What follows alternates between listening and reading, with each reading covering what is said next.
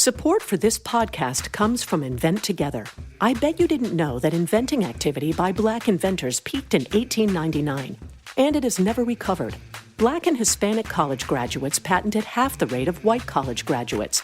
That's just one of the reasons why you need to know about Invent Together. When our patent system gets more diverse, our nation will get stronger and more successful. Find out how you can help diverse inventors and unleash economic opportunity at inventtogether.org.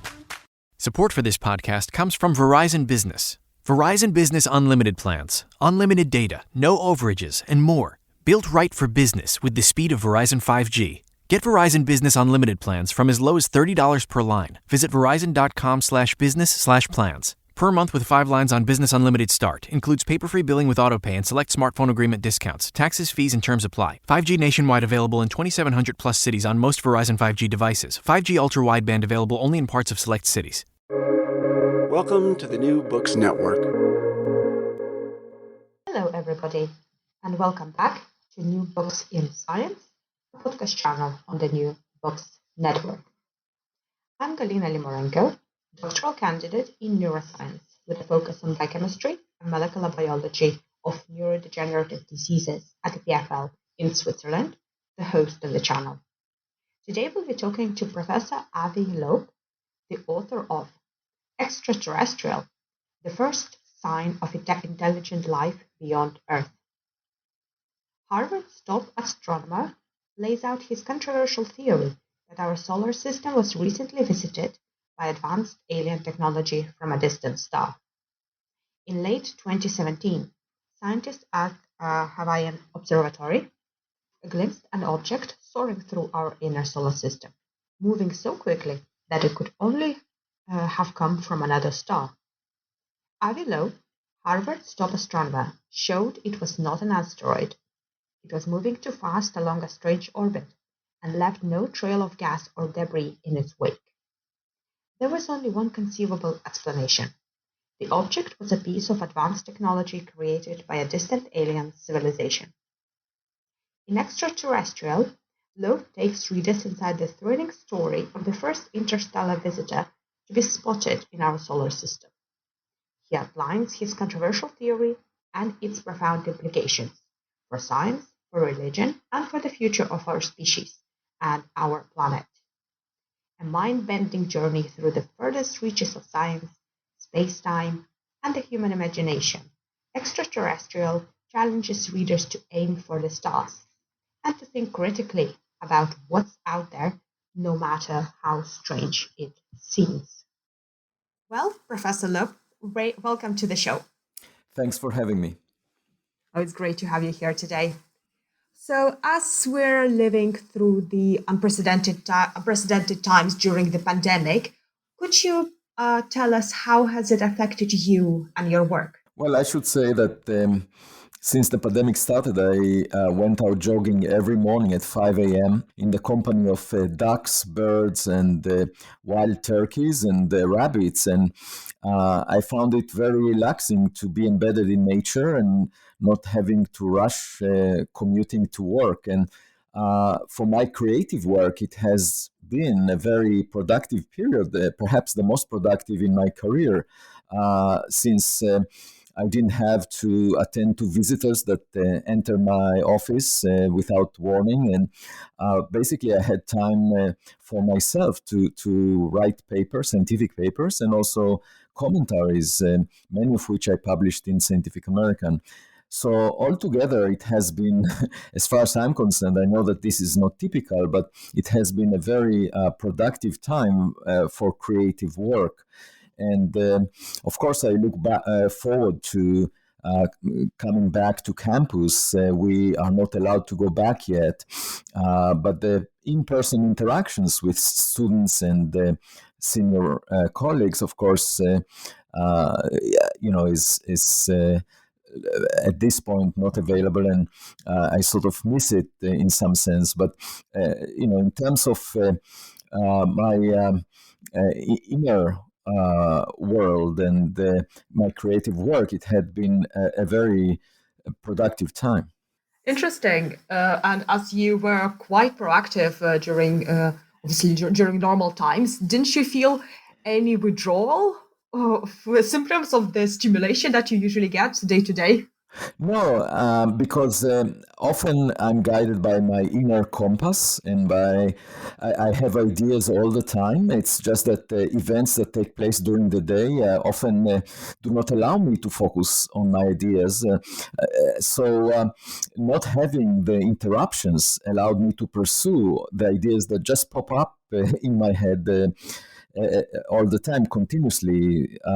So, in a way, the lack of interruption is a blessing as far as I'm concerned. But I also feel an obligation to serve the community, and I've been in many leadership positions. I've been the longest-serving chair of the astronomy department at Harvard, 9 years, and I serve as the chair of many committees. And of course, that takes part of my time and takes a tax on my creative work. But I do feel that it's extremely important because early on in my career, I thought, other people can take over these leadership positions and I can focus on my research, and that's what I enjoy doing. But then I realized that they are not necessarily following the appropriate principles, and they're not very effective sometimes, the leaders that I witnessed. And so I felt an obligation to serve.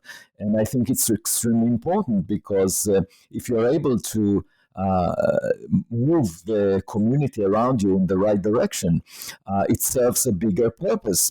But selfishly, from my own perspective, of course, I would like to have all the time in the world for my creative work. Do you also teach? Yes, I teach a freshman seminar this semester, and just in the last class, I should tell you an anecdote. I was asking my students if they are aware of the fact that most of the stars, other than the sun, emit infrared radiation because they are much smaller than the sun. And so if they have any creatures next to them, living creatures, these should have infrared eyes, which must look very different than the eyes we have that are tuned to detect visible light. That's what the sun provides us with. And so I asked them if they know of any animals on Earth that use infrared light, that have infrared eyes. And one of them found an image of a shrimp that has infrared eyes. They look just like two tennis balls connected to the head of the shrimp with cords. And when you look at that image, it does look like an alien. So that was exactly what I expected, that, when you find examples of animals that are completely unusual relative to what we know, they would look strange and as if they came from outer space. Oh, the world full of mantis shrimp. Yep, I would visit that. Well, this shrimp lives at the bottom of the ocean, so I guess it needs infrared vision. And as you know, soldiers also have these goggles that allow them to see at night with infrared vision, because the human body is warm enough to emit infrared radiation even at night, so we can see humans moving around, or any engine that emits heat is also visible at the infrared. And even without the sunlight reflected off objects, if they're warm enough, we can see them. So the thing is that if you happen to be a creature born near a star that is a typical star, not like the sun is unusual, then you would develop infrared eyes. And in fact, that explains perhaps why we don't have many visitors from outer space, because if there are any interstellar tourist agencies, they would never advertise the Earth as a desired destination, because these creatures with infrared eyes, they would find visible light irritating, and also all we can offer are green lawns in our vacation sites, and they're used to dark red grass. Yeah, that's a great point. So if we ever want them to visit us, we need to go there and entice them. It's a much better approach to search for them than to wait for them to come. There is this very famous Fermi paradox. About 70 years ago, Enrico Fermi, a famous physicist, asked, where is everybody? Why don't we see them? And to me, that's very presumptuous because it's not at all clear that we are sufficiently interesting for anyone to visit us. I think we are ignored. Nobody cares about us.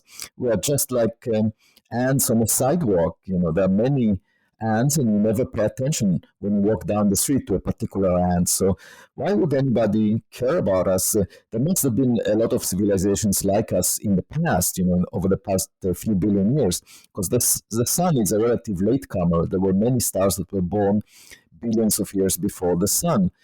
And, it reminds me always of when I met my wife. She had a lot of friends that were waiting for Prince Charming on a white horse that will come and make them a marriage proposal.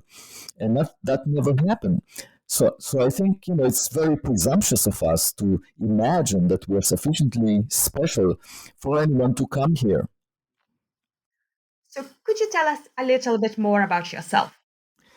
Yeah, I'm basically a farm boy. I was born on a farm and used to collect eggs every afternoon during my childhood. And used to drive a tractor to the hills of the village on weekends and read philosophy books. I was mostly passionate about the big questions, the meaning of life, and other questions that philosophy addresses. And I dreamed of becoming a philosopher later on. But circumstances didn't really allow me to do that because I was born in Israel and there is an obligatory military service at age 18. And I had basically two options, either to run in the fields with a gun attached to my back or to do intellectual work in the context of physics, which is useful for the defense of the country. And so I was recruited to a program that allows 20 to 30 young recruits every year to pursue a degree in physics and mathematics and work on projects that might be useful for the defense of the country. And I initiated a program that was supported by the Strategic Defense Initiative, Star Wars, of President Ronald Reagan back in the mid-1980s. It was the first international project to receive funding from the US, and it brought me to Washington, D.C. Routinely on a weekly basis for a period of time. And as a result, in one of my visits, I went to Princeton, the Institute for Advanced Study, where Albert Einstein used to be a faculty. And I was introduced to Freeman Dyson, who introduced me to John Bacall, an astrophysicist. And that visit ended up producing an offer for a 5-year fellowship to go there under the condition that I'll switch to astrophysics. And I couldn't turn it down. It was humbling, and I had to learn the vocabulary of astrophysics from scratch because I didn't even know how the sun shines. But after about 4.5 years, I started learning enough of the field to create my own projects in it. And then I was offered the junior faculty position at Harvard. Again, I couldn't turn that down. I was tenured 3 years later. And at that point, I realized that even though my marriage with astrophysics was arranged, I'm actually married to my true love because there are philosophical problems that we can address in astrophysics using the scientific method. And it's actually very fulfilling to do that. It's much better to find answers using the scientific tools to some of these questions, like how did the universe start? When did life start in the universe? And are we alone, or are we the smartest kid on the block? These are the kind of questions that I addressed in my latest book, Extraterrestrial. So how did you come to writing this book? I started thinking a lot about the origins of life and whether we are alone. Over the past few years, after the first object from outside the solar system was discovered, it's sort of like finding an object from the street in your backyard. And then you expect that the object would look like everything else you've seen in your backyard before. But it so happened that this object that we found in October 2017, which was given the name Oumuamua, because it was discovered by a telescope in Hawaii, and Oumuamua means a scout in the Hawaiian language. That object did not look anything like we have seen before in the solar system, and the more data we got about it, the more peculiar it looked. So I was willing to contemplate the possibility that it might be artificial because it had a lot of strange properties, which I summarize in my book. And, the way I approach science is just like a kid. I mean, I'm not worried so much about my image. I don't care about how many likes I have on Twitter. I just try to understand what it means, and I'm actually thrilled when nature offers us something unusual. Many of my colleagues are upset about it. I remember a seminar at Harvard in which Oumuamua was discussed, and when it was over and we left the room, a colleague of mine that worked on rocks from the solar system said, Oumuamua is so strange, I wish it never existed. And to me, that was appalling because you should actually be happy when nature shows you something that doesn't quite line up with what you expected. It's an opportunity to learn something new. That's how kids learn. They see new things and they're willing to take risks in explaining them, in figuring them out. And you put some skin in the game, obviously. I mean, kids get bruised. So in a way, you asked me about my childhood. I view science as a continuation of my childhood curiosity. And frankly, I don't really care, what people think about me suggesting something or not suggesting something. That really doesn't matter. Nature is whatever it is. These philosophers in the days of Galileo Galilei, they refused to look through his telescope because they said that they know that the sun moves around the earth. So they didn't look at the evidence that nature provided them, and they maintained their ignorance. But reality doesn't really care whether we ignore it. The earth continued to move around the sun. And who cares what humans are telling each other? That's really irrelevant. So as far as I'm concerned, it's not about us. It's about nature, and we are supposed to figure out what nature is, and that's exciting. Science is not supposed to be boring, and it's not supposed to be a pedestal where if someone is a scientist, that's an occupation of the elite, something that the public is not supposed to understand. Not at all. It's something that everyone can understand. It's something that you're not supposed to think about yourself when you're doing it. And why not be honest, straightforward, and not worry about our image? That's not the issue at all. And that's the way I approach it. So when Oumuamua was discovered, I contemplated an artificial origin, and then I got a lot of pushback. And that didn't convince me a bit about the subject because it showed a lot of anomalies. So, just like basketball players, I keep my eyes on the ball, not on the audience. And then I wrote the book. After that, there was actually a literary agent, several literary agents that approached me, and I dismissed the idea. And then one of them insisted, and she convinced me. And I said, okay, I'll write it up. So I wrote this book, and I told the publisher that, I'm writing it up with the hope that at least one person that reads the book may decide to become a scientist after reading it. And as it turns out, just a few weeks ago, I got an email from Malawi in Africa from a woman that read the book and said, the book is great and I'm contemplating becoming an astronomer. And I said, I told her the story about my dialogue with the publisher. And I said, are you that person that will become a scientist as a result of reading my book? And she said, maybe.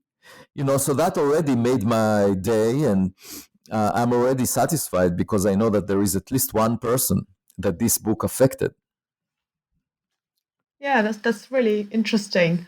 So you mentioned on the discovery of Oumuamua with the Hawaiian telescopes. So can you maybe tell us a bit more on the science part of what we know, how we actually detected it? Right. So the Pan-STARRS telescope in Hawaii was designed for the purpose of finding near-Earth objects. These are objects that could come very close to Earth and in principle endanger us. You know that the dinosaurs were killed 66 million years ago when a giant rock the size of Manhattan Island hit the ground. Because they were enjoying eating grass and they didn't worry about astronomy. They had huge bodies and were very dominant relative to their environment, and probably very arrogant in their attitude. But then this giant rock came along and they died, and 3/4 of the life forms on Earth went extinct. Humans are much smaller in body size, but we have the human brain, and that allows us to design telescopes that can warn us about incoming rocks. And that seems to be much more effective at survival because we can nudge away rocks that endanger us. So we will not share the fate of the dinosaurs. So Congress in the US asked NASA to find 90% of all the rocks that are bigger than 140 meters that come close to Earth. And as the first part of this search, pan-stars started surveying the sky. And of course, in less than 3 years, there would be a much more sensitive telescope that will continue that task. It's called the Vera Rubin Observatory in Chile. And it's supposed to find 60% of all the objects bigger than 140 meters that could hit the Earth. That's good to know. Yeah. And you know, pan-stars surveyed the sky, and after a few years found the very first object from outside the solar system that we've ever seen. We couldn't see it before because there was no telescope as capable surveying the sky. And that object is roughly that size of 100, 200 meters, reflecting sunlight from within the orbit of the Earth around the sun. And we knew that it came from outside the solar system because it was moving too fast to be bound to the sun. So it was really the very first object that we found near us from outside the solar system. And at first, astronomers thought, oh, it must be a comet or an asteroid, the type of objects we've seen before from the solar system, a rock. A comet is a rock covered with ice. So when it gets close to the sun, the ice warms up and evaporates along with dust, and you see this cometary tail around it. But there was no cometary tail around Oumuamua. So it was definitely not a comet. And in fact, the Spitzer Space Telescope searched very deeply for any carbon-based molecules or dust and couldn't see anything. So then astronomers said, okay, well, maybe it's just rock without anything that can evaporate. And the problem with that is, as it was tumbling, the amount of sunlight that was reflected from it changed by a factor of 10. And that's unprecedented. It implies that the object is at least 10 times longer than it is wide, projected on the sky as it was spinning around. And the best fit to the reflected light was that of a flat object, pancake-shaped, sort of like a piece of paper tumbling in the wind. So that was very unusual. We never see such variations in the rocks that we have seen before. And then the object exhibited excess push away from the sun. In addition to the attractive force of gravity, there was something pushing it away in a very smooth way, with a force that declined inversely with distance squared. And since there was no gas evaporating from it, it couldn't be the rocket effect. So the only sense I could make of it was the reflection of sunlight is pushing it, sort of like the reflection of light from a sail that can push it. And nature doesn't make sails. There was another object discovered in September 2020 by the same telescope, and it was given the name 2020 SO. And then the astronomers that discovered it realized, oh, this object actually came from Earth. There was a rocket booster that was launched into space in 1966. And this object also showed a push away from the sun by reflection of sunlight, and also didn't show any cometary tail. And that's understandable because we produced this object, it's artificial, and the walls of this object were very thin. So it had a lot of area for its weight, and that's why sunlight could push it. And since it shared the qualities of Oumuamua, it's tempting to say that Oumuamua was also artificially produced. The question is, who produced it?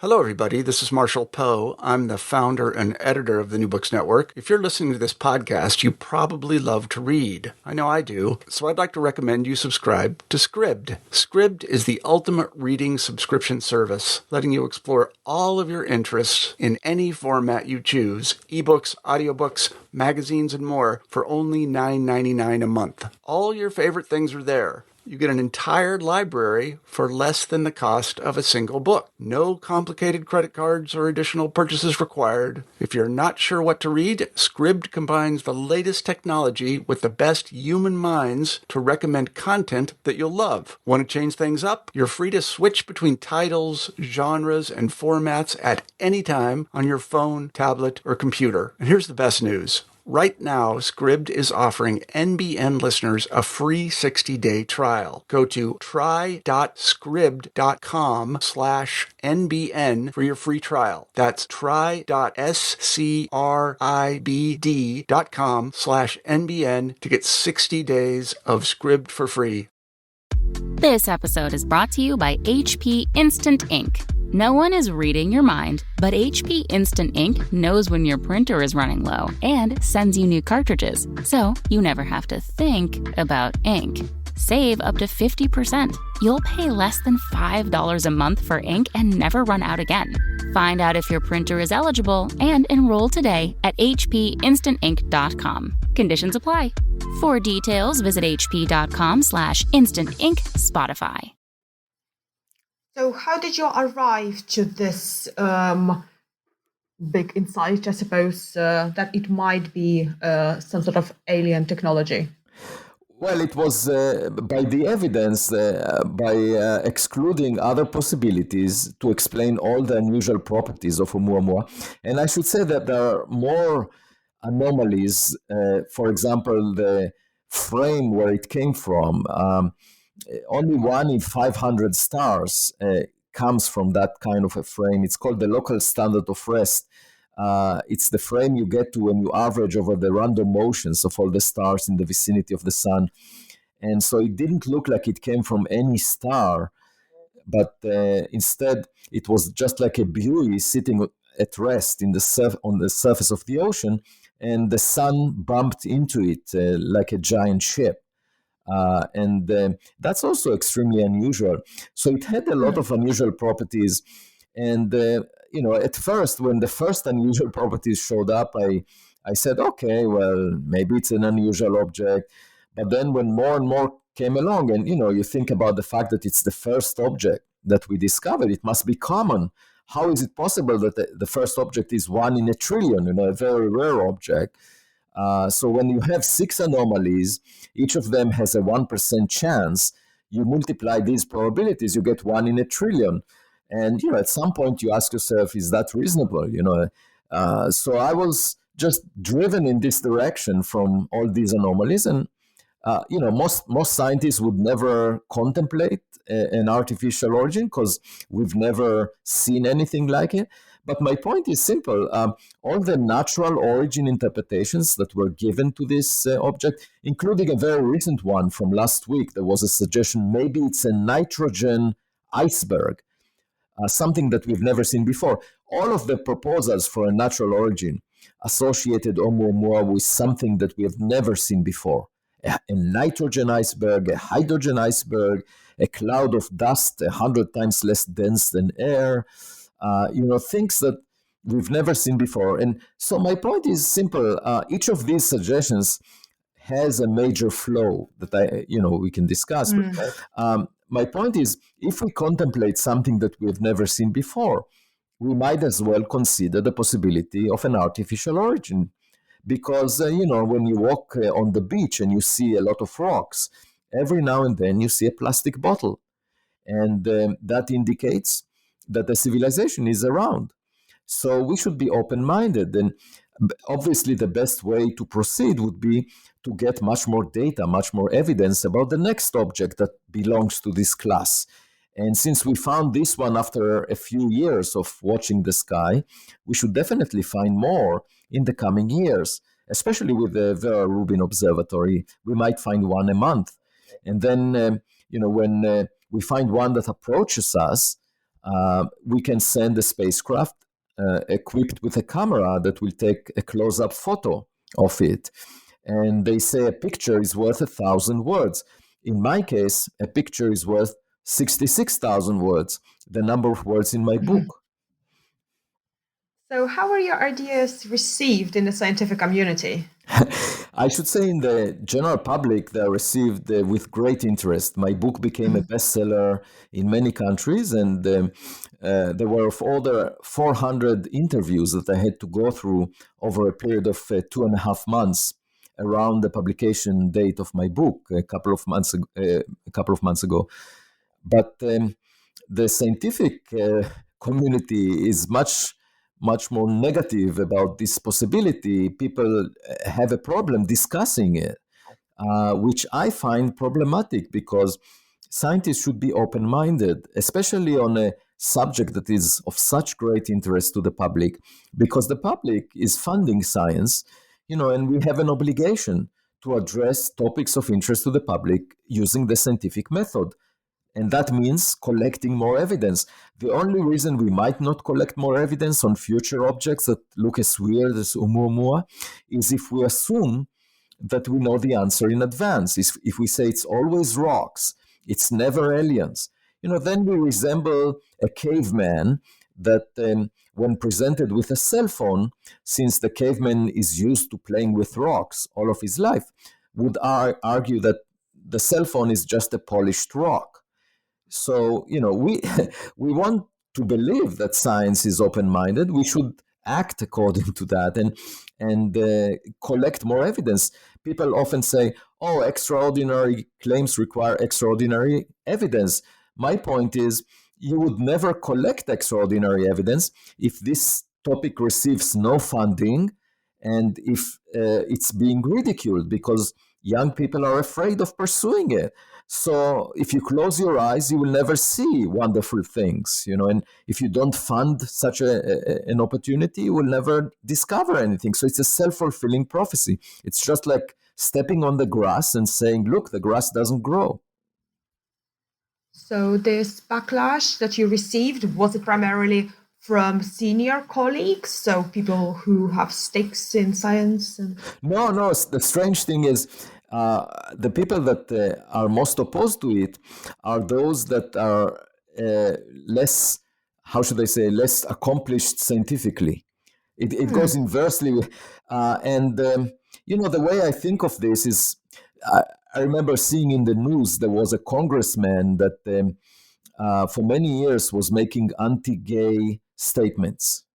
And then when after he retired from his job, at some point he came out of the closet and confessed that he's gay. And many of these people that express very strong opinions against this idea, I believe that deep down they are very intrigued by this possibility, and they just try to say the opposite. And of course, if you pay attention to the anomalies, you should admit, there is no doubt about it, that, no matter what the origin of this object is, whether it's natural or whether it's artificial, it doesn't really matter. What we need is more evidence, because we will learn something new. Given the fact that all the explanations talk about something that we've never seen before, we will learn something about the nurseries that make such objects. So it's to our benefit to find more evidence about it in the future. The only reason not to find more not to collect more data on objects of this type in the future would be to maintain our ignorance. And, that would be just like living through the Dark Ages all over again. I just don't understand those people that claim they know the answer without enough evidence. Why not leave this possibility on the table and be open-minded? Why? So the only way I can interpret that is, when I watched my daughters when they were very young, they stayed at home and they thought that they're the smartest. in the world. And then when we took them to the kindergarten, at some point, they saw kids that are smarter than they are. And of course, it was a psychological shock.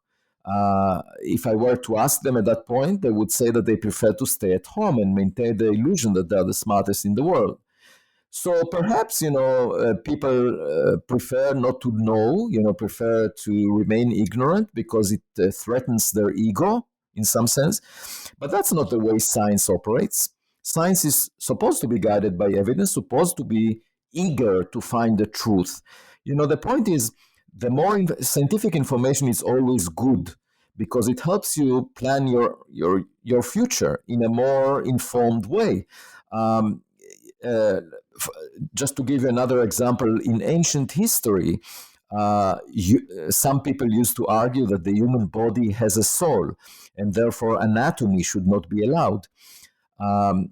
Imagine if scientists would say, the human body is a controversial subject. Some people argue that it has a soul. Others say, no, it's just physical and we should operate it. Imagine if scientists would say, it's a controversial subject. We don't want to deal with it. Just like we don't want to deal with aliens. It's controversial. Where would modern medicine be? The point is that if there is a subject of interest to the public, scientists can clarify this subject, make it clear, make us more informed by using the scientific method, by using the tools they have. Right now, we have the tools to explore the question of, are we alone? Are we the smartest kid on the block? We have those tools. They're called telescopes. It's just a question of dedicating telescope time, dedicating funds that we otherwise dedicate to other tasks. To give you another example, nowadays astronomers are searching for the nature of dark matter. This is most of the matter in the universe. It's made of some particles that we don't know their nature, the nature of, and so we are trying to find out which particles make most of the matter in the universe.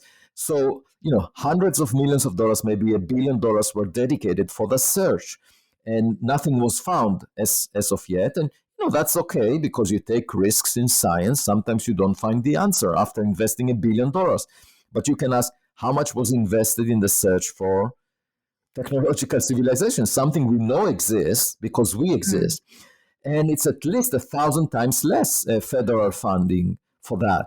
So you ask yourself, okay, well, if we are not investing $1 billion level funding in that search, how can we find extraordinary evidence? And by the way, this subject is of great interest to the public. If the dark matter is made of axions or weakly interacting massive particles, that would have zero impact on our daily lives. Who cares? But if Oumuamua was a technological relic, that could have a huge impact on society. So how can we shy away from this question? How can we ridicule a discussion on this question? I think the scientific community right now is exactly in the opposite position to where it should be. So what changes does the scientific establishment need to actually promote investigation of some maybe niche theories? Well, it's very simple. We just need to search for more evidence. So, for example, we can design a space mission that once we detect, let's say with the Vera Rubin Observatory, we detect an object like Oumuamua a year before it approaches us, then we send a spacecraft with a camera that intercepts its trajectory and takes a close-up photo. That's not very expensive. We can do that. I call it space archaeology, basically figuring out if interstellar objects like Oumuamua that come inside the solar system, it took them a long time to make the journey. It saves us the trip of going to their birth sites. We can search each and every one of them and take a photograph to see if they are natural or perhaps artificial, just like going on the beach and checking whether you see a plastic bottle among the rocks. That's a very natural thing for us to do, space archaeology. In the past 70 years, we've been searching for radio signals, but that's like trying to have a phone conversation. You need the counterpart to be alive. And we cannot have a phone conversation with the Mayans, for example. The Mayan culture is gone, but we find relics from the Mayans in archaeological digs. And that's why we have archaeologists on university campuses. So we should, at the same level of interest, have space archaeologists that search for relics from past civilizations that may not be around anymore in space. And that's just one example of how we can fund such research. But you can also search for industrial pollution in the atmospheres of planets around other stars. You can search for technological structures on planets. Like, for example, you can search for artificial light on the night side of a planet from cities that might be there. You can search for reflection from photovoltaic cells that cover the day side of a planet. You can search for flashes of light that are associated with light beams from other civilizations, all kinds of searches. And we should have a minimal level of funding of that, which is comparable to the search for dark matter, I think, if not more, because it's of great importance to our society if we find the answer to this question. And I should say, extraordinary conservatism leads to extraordinary ignorance. Oh, can you explain that a little bit? That's interesting.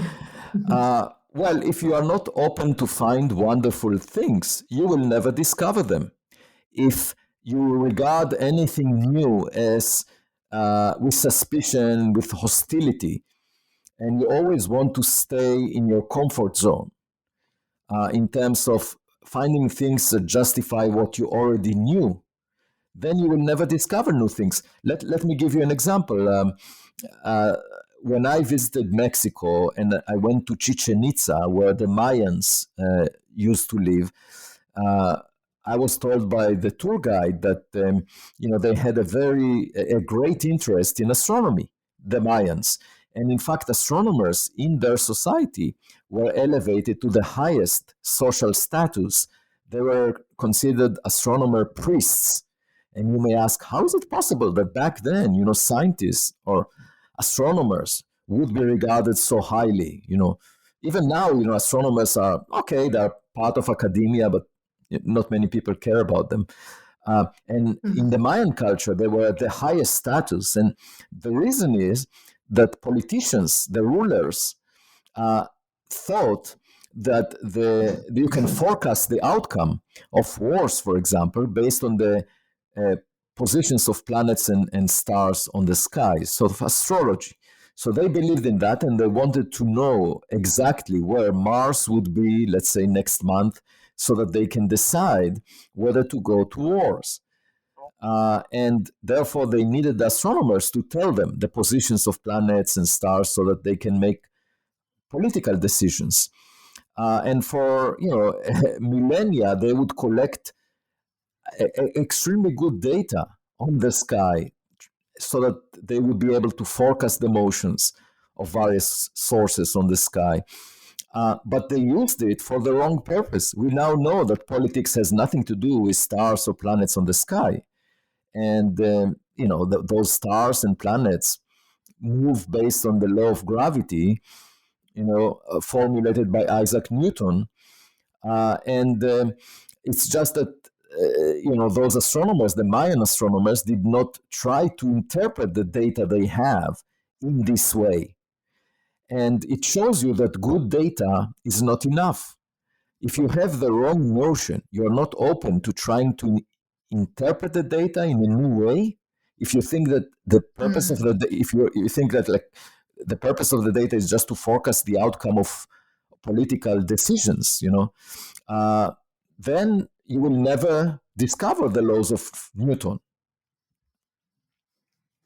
So from early on, you were very curious and had early interest in philosophy, and also had a quite unconventional pathway of becoming an astrophysicist. So do you think that contributed to you having more global perspective on things? And how can others maybe strive for it? Well, definitely. I'm not a typical astronomer, and I had to go through a long period of time where I felt like fish out of water in a way, because you have to demonstrate a certain level of rigor and focus on narrow topics in order to get tenure in academia in a particular field like astronomy. And uh, of course, the environment was extremely different than an environment of philosophers. And so I managed to survive that long period of time. And what ended up at the end of it is me being very different than my colleagues and having always looking at the broader view and working on many different topics. And uh, I wouldn't recommend that path to everyone, because there were many years, where it didn't feel comfortable for me. But as I said, it was circumstances and also the fact that I was offered these prestigious positions that I could not turn down. And now I make the best lemonade out of these lemons, so to speak. But I do think that it's important for scientists, not to. I was given the advice early on that I should focus in a very narrow niche. I should become the world expert. The problem with that advice that I never listened to, I should say, because I'm a rebel in my personality. I never listened to it because the problem is you get to a bedrock of a subject. Suppose you drill very deep in a narrow niche, eventually you get to the bottom of the subject. And although you can make big advances in promoting the subject, at some point in your career, you will be stuck. There will be nothing new to do.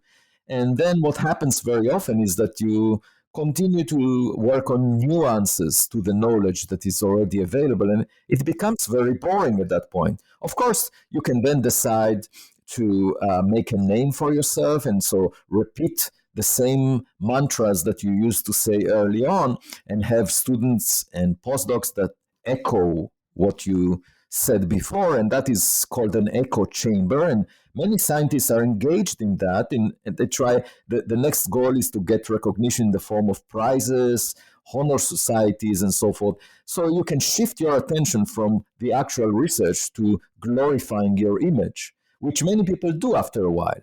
So it serves well to drill a very narrow path, demonstrate that you're best in the world in doing that, and then start to celebrate your accomplishments through prizes.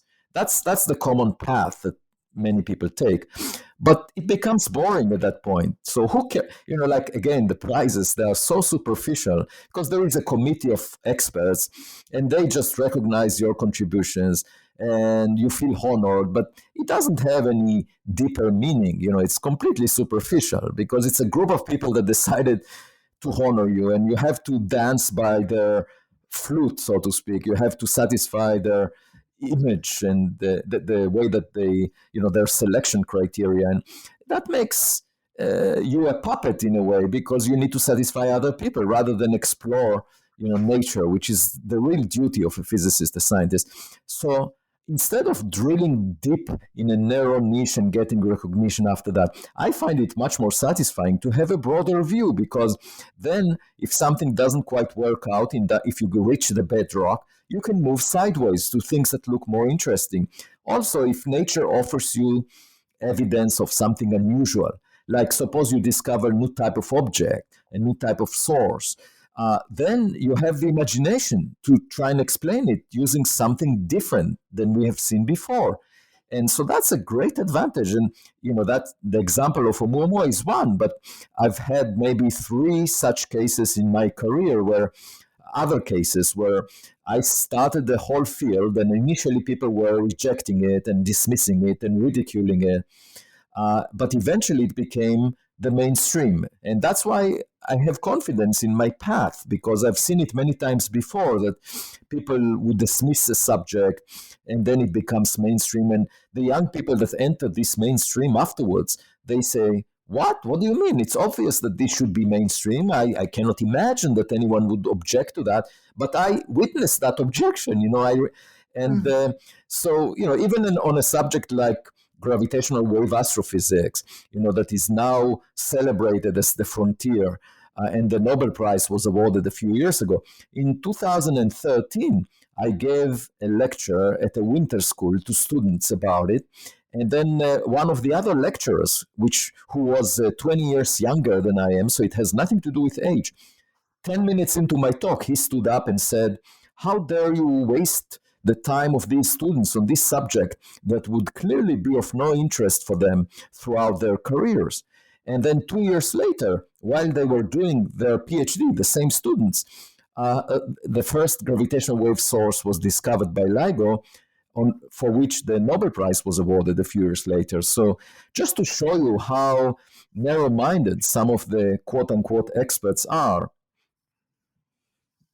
Yes, and this message of open-mindedness that is really clear in your book. I think it's also quite widely applicable beyond scientific field, maybe to anybody who is curious and tries to discover things.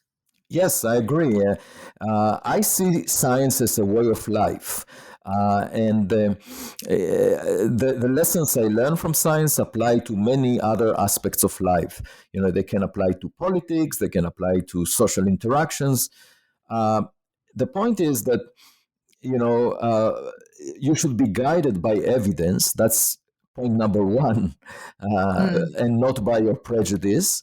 You should be open to revising your previous notions of the world, because many times you are wrong, and being wrong is not such a bad thing, because it shows that you are learning, so admitting that you made a mistake and moving on, embracing the evidence is a way of growing up. It's the way kids grow up and the way we learn. So we should always be humble, modest, and not assume that we know everything, and then learn from experience. And making mistakes is part of that learning. So if you apply that to life in general, I think you become better and better as time goes on. It's sort of like wine that gets better as it ages. Oh, that's an excellent message. Okay, so we've taken up a lot of your time. So can you tell us, what are you currently working on? Oh, I have a number of exciting projects I have to finish the calculations before I would share them with you, because there is always the risk that they will not pan out the way I want them. But certainly a few of them will make headlines. Excellent. If that culminates in a book, I'm hoping that you come down here again and speak to us. Well, separately from that, I'm already starting to work on my next book. Yes. Excellent. So where can our listeners find more information about your work, but also the book? They can put my name in Google, Avi Loeb, and then I have a website where there is a listing of my commentaries in Scientific American. Roughly every 10 days or so I have a new one, as well as my scientific papers, as well as my book. They can access it from my website. That's great. Well, thank you very much for coming here today, and it was a real delight. Thank you, Galina. It was a pleasure speaking with you.